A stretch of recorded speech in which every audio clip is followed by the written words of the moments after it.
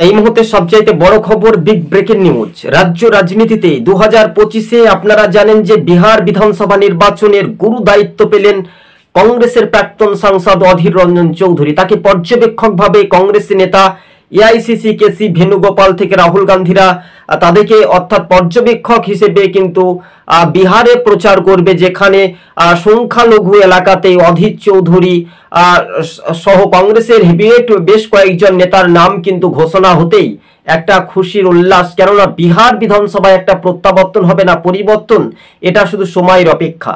দেখুন, বিহার বিধানসভা নির্বাচনে ইন্ডিয়া জোট কিন্তু একটা ক্ষমতায় আসার একটা চেষ্টা করছে, বাকি সময়টা বলবে। আর ভোটাররা যখন তারা ভোট দিতে যাবে, কোন দলকে ভোট দিবে, সর্বনিম্নভাবে কিন্তু অধীর রঞ্জন চৌধুরী আগামী দিন থেকে নির্বাচনী প্রচারে যাচ্ছেন বিহারে, এমনটাই খবরের ইঙ্গিত সম্ভবত আমরা পাচ্ছি। 243টি বিধানসভা আসন বিহারে এবং ম্যাজিক ফিগার 122। তার আগে একটা গুরুত্বপূর্ণ দায়িত্ব পেয়ে এবার জেলায় জেলায় আবারও একটা নতুন চমক উঠে আসতে পারে। তবে বিহারে এবার কিন্তু রাহুল গান্ধী যে ভারত জড়ো যে কর্মসূচি করেছিলেন, ভোট যাত্রার কর্মসূচি একটানা দীর্ঘদিন ধরে, আর সেই ভোটের বাক্সে তো একটা প্রভাব পড়তে পারে। কংগ্রেস একটা ভালো চমক দেওয়ার মতো ফলাফল করতে পারে। নীতিশ কুমারের দেখার বিষয় আছে।